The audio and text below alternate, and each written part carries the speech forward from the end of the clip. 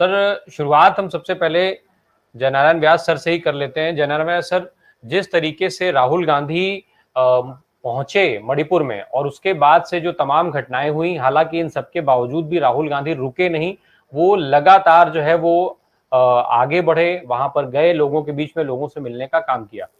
इस पूरी घटना में जो सरकार का रवैया रहा सर, वो बेहद संदेहास्पद रहा।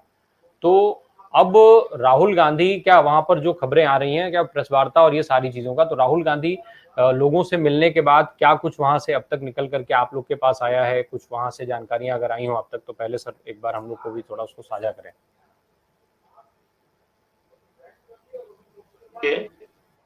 कि जो भी परिस्थिति आज मणिपुर में उठ खड़ी हुई है, वो कांग्रेस की नफरत की फैक्ट्री का होलसेल एग्जीबिशन है।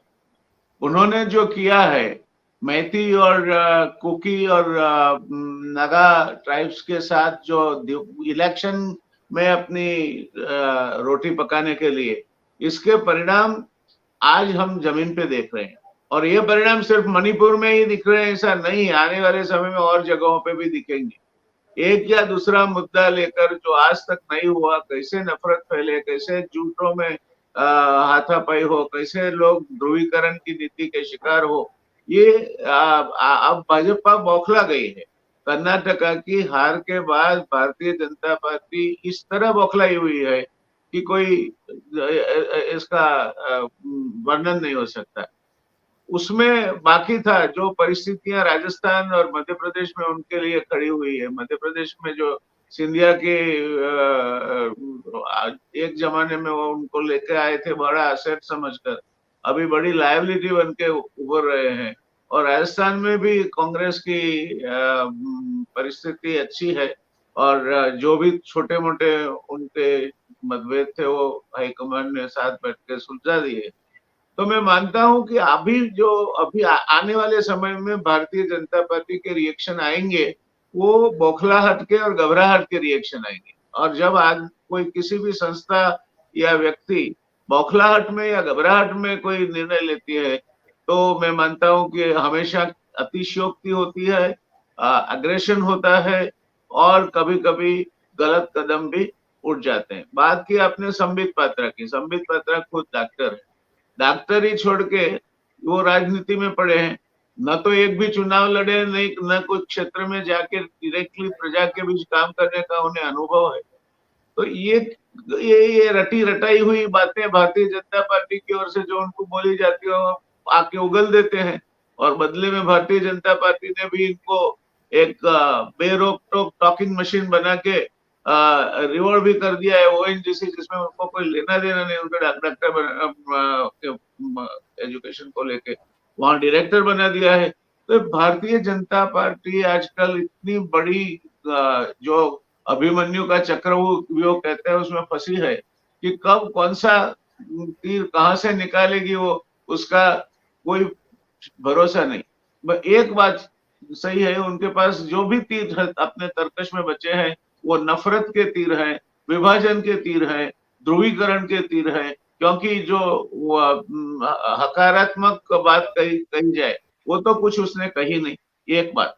दूसरी बात, अब ये जो उन्होंने बहाना बनाया कि राहुल जी वहां जाएंगे तो उन पे हमले का डर है, तो ये तो इनका खुलेआम सर्टिफिकेशन या स्वीकृति है।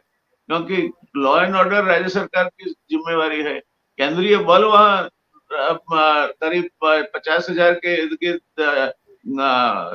लगे हुए हैं। तब आप ये कह रहे हो कि आपके राज्य में एक नेता, अगर जो हुआ और हादसा भी कोई छोटा मोटा नहीं है, 100 से अधिक चर्च जला दिए गए हैं, दर्जनों मंदिर ध्वस्त किए गए हैं, एक दूसरे एक हिली ट्राइब्स और जो वैली में रहते मैती, वो एक दूसरों को मारने पे उतारू है। तब अगर राहुल जी वहां जाना चाहते हैं, आप में तो हिम्मत नहीं, आप उससे अपना पाला झाड़ के अमेरिका भाग जाते हो। आपकी प्रायोरिटी में मणिपुर का कोई स्थान नहीं। गृह मंत्री जी जाके कहाँ जाते हैं, क्या करके आते हैं, भगवान जाने। उनकी कोई भी वहां जाने के बाद कोई सुधार हुआ हो परिस्थिति में, ऐसी कोई एक भी आसार नहीं दिख रहे। ऐसे समय पे मैं बिल्कुल स्पष्ट कहूंगा कि कांग्रेस की ये मूव और राहुल गांधी जी का जो आजकल कद बना हुआ है, खास करके भारत जोड़ो यात्रा के बाद, और वो कद को उन्होंने बढ़ावा दिया है इनको पार्लियामेंट में से खारिज करके। वो घबरा रहे हैं कि ये जाएंगे, देखेंगे, बोलेंगे तो उसको तवज्जो मिलेगा, वर्ल्ड प्रेस में भी इसकी कहीं ना कहीं बातें आएगी। तो आजकल जो भाजपा की रिएक्शन है मणिपुर के बारे में, वो बिल्कुल बौखलाहट की रिएक्शन है और नाकामी की रिएक्शन है। उनको पता नहीं चलता किस तरह से परिस्थिति संभाले, और एक दफा ये लोग परिस्थिति किस तरह संभाले उसके बौखलाहट में आ जाते हैं। फिर जो गुजरात में हुआ गोधरा दंगों के बाद, वही दृश्य आपको सामने देखने मिले, इस तरह की परिस्थिति खड़ी हो जाती है। तो मैं मानता हूं कि गलत बात है। आप अपनी नाकामी खुलेआम स्वीकार करते हो कि हम एक नेता जो कोई कोई वहां उकसाने के लिए गए नहीं है, जिनके हाथ में कोई सत्ता नहीं है, पार्लियामेंट के सदस्य भी नहीं रहे हैं, वो जाके प्रेम से प्रजा के जो जख्म है उन पे मरहम लगाना चाहते हैं, उनकी बातें सुनना चाहते हैं, उनकी बातें सुनकर उसे उजागर करना चाहते हैं, वास्तविक परिस्थिति से अपने आप को अवगत कराना चाहते हैं। उनको आप जाने नहीं देते वहां। यानी उसका मतलब ये भी यही हुआ कि आपने मणिपुर को ऐसा एक क्लोज सेल में रख के छोड़ा है कि किसी को कुछ इसके बारे में जानने की जानकारी न मिले, कोई जान भी न सके। और ऊपर से आप ये इस तरह की बातें करें, 2500 रुपया हेलीकॉप्टर का चार्ज होता है। अरे भाई, संबित पात्रा कौन होते हैं जो अपना गुजारा डॉक्टरी नहीं करके ओएनजीसी के डायरेक्टर की या और कोई आवक होगी, उनकी आवक तो कहीं ना कहीं से होगी, चाहे रिटर्न में बताई जाए वाली आवक हो या न बताई जाए वाली हो आवक हो, हमें कोई पता नहीं है। संबित पात्रा जी पूर्णकालीन आजकल प्रवक्ता है, तो ये इनकी और आवक तो होना शायद, अगर कोई अदानी की तरफ बिजनेस वगैरह करते हैं तो अलग बात है। मगर संबित पात्रा को कोई अधिकार नहीं इस मुद्दे पे बोलने का। उनको क्या माहिती है मणिपुर कहाँ आया, ये सेवन सिस्टर्स क्या है, उसकी क्या माहिती है इनको, और किस तरह की परिस्थिति वहां प्रवर्तमान है, उनकी उन्हें क्या माहिती, उसका इतिहास क्या है, उसकी क्या माहिती है उनको। तो मैं मानता हूं कि राहुल जी को रोक के इन्होंने एक बड़ी गलती की है, और अब वो गलती को जस्टिफाई करने में दूसरी बड़ी गलती कर रहे हैं। तो कहीं ना कहीं कांग्रेस को लाभ मिलता दिखाई दे रहा है, और भारतीय जनता पार्टी की बौखलाहट और नाकामी, बिल्कुल एक राज्य सत्ता है, वो एक कह सके खुलेआम कि हम विपक्ष के एक नेता को वहां जाने नहीं दे सकते क्योंकि एक ग्रुप ने इनके साथ दुर्व्यवहार करने का या उन पे हमला करने की धमकी दी है। तो आपके पास इतनी पुलिस की फौज है, सेंट्रल फोर्सेस है, कर क्या रहे हैं आप, कौन सी एडमिनिस्ट्रेशन कर रहे हैं आप लॉ एंड ऑर्डर की? That means law and order is fail in Manipur, and that they have accepted. And since they have accepted, the only way left out for the governor of Manipur is to recommend the suspension of this government, put it under the president's rule, and make sure that the law and order or law of justice जी prevails. This is what I feel about the current situation. As the discussion goes further, we will interact. Thank you. Sir, नफरत की जो राजनीति है जिसकी बात आप लोग बार बार उठा रहे हैं, आज भी अभी महंगाई के मुद्दे को लेकर के खड़गे जी ने जो ट्वीट किया उसमें उन्होंने लिखा है कि नफरत परोस रही है भाजपा, झूठ और नफरत परोसने का काम कर रही है, अच्छे दिन दिख रही है। एक तरफ लोग महंगाई से त्रस्त हैं, दूसरी तरफ भाजपा अच्छे दिन वाली बात कर रही है। तो ये जो नफरत का आप कह ही रहे हैं कि वो नफरत वाली राजनीति उनको सूट करती है, तो क्या ये जो मणिपुर की पूरी घटना है इसमें ये समाज को बांट करके और उसी ट्रेंड को आगे बढ़ाने का काम कर रहे हैं, या फिर इसके पीछे कुछ और भी कारण आप लोग देख पा रहे हैं? देखता हूं इसमें, एक तो जो बात कही आपने नफरत की राजनीति की, वो भारतीय जनता पार्टी का स्पेशलाइजेशन है। अगर वो निकाल लो आप, तो उनके पास कोई ऐसी कोई उपलब्धियां नहीं है जिसके जरिए वो इलेक्शन जीत सके। उल्टा अटल जी के साइड पे समय में जिस तरह से शाइनिंग इंडिया फेल हुआ, तो ये लोग अब मान के बैठे हैं कि ये विकास की बात से कोई इलेक्शन नहीं जीता जाता, आपको कहीं ना कहीं जो फीलिंग्स है उसको बहकाना होता है। तो ये लोग उस लाइन पे चल रहे हैं, चलेंगे। मगर एक बात मैं भी देख रहा हूँ कि जिस तरह से एक जमाने में भारतीय जनता पार्टी और आरएसएस सफल होते थे, आज वो सफलता का ग्राफ काफी नीचे उतर चुका है। मैं भी एक कम्युनली सेंसिटिव कॉन्स्टिट्यूंसी को का प्रतिनिधित्व करता हूँ, और जो पहले राम मंदिर के नाम पे, रामशिला के नाम पे इन लोगों ने कम्युनल पैशन खड़ी की थी, आज उनके पास वो बात नहीं है।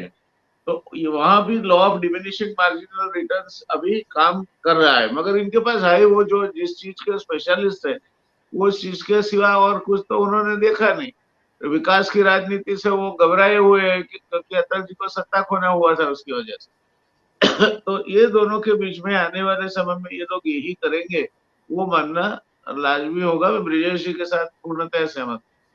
एक बड़ा ड्रीम सा प्रोजेक्ट है नरेंद्र मोदी जी का भी और भारतीय रेल का भी, वंदे भारत ट्रेन, जिसको इस समय खूब झंडी प्रधानमंत्री खुद दिखा रहे हैं।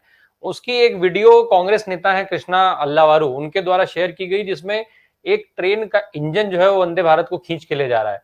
उनके साथ जो उन्होंने लाइन चिपकाई है, जो लाइन लिखी है, उन्होंने ये लिखा है कि ये जिस तरीके से भारतीय जनता पार्टी पर लगातार सवाल उठाती है कांग्रेस के 70 सालों के इतिहास पर, उसी तरीके से उन्होंने लिखा है कि 9 साल का झूठ जो है वो पिछले 70 साल का सच ढोने का काम कर रहा है। यानी बीते 9 साल में जितने वादे और जितने झूठ बोले गए, उसको पूरा वो ढो रहा है, वही इतिहास जो 70 साल से चला आ रहा है, जिसको भारतीय जनता पार्टी पानी पी पी करके उसके ऊपर सवाल उठाती है। बहुत जनरल सर, बढ़िया, बहुत बढ़िया इसको दिखाते तो अच्छा लगता है जी।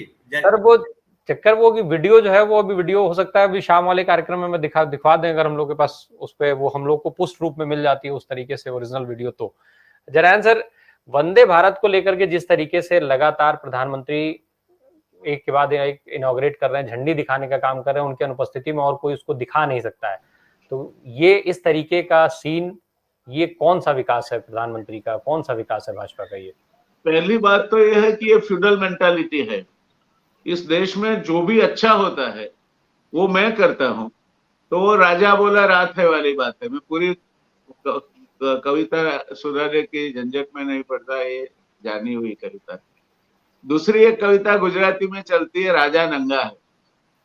सब बोलते हैं राजा ने नए कपड़े पहने, राजा ने ये पहना है, राजा ने कुछ नहीं पहना होता। तो एक बालक बोलता है अरे राजा नंगा है। तो अब ये बालक बुद्धि भी समझने लगी है कि क्या है। तीसरी बात जो आपने कही बहुत रमूज इसलिए पैदा करती है क्योंकि डबल इंजन की सरकार ऐसी होती है, एक इंजन टूटा हुआ होता है, नहीं चलता, दूसरा लगाना पड़ता है। तो यही डबल इंजन है इनका, और ये सही मायने में है, सही है।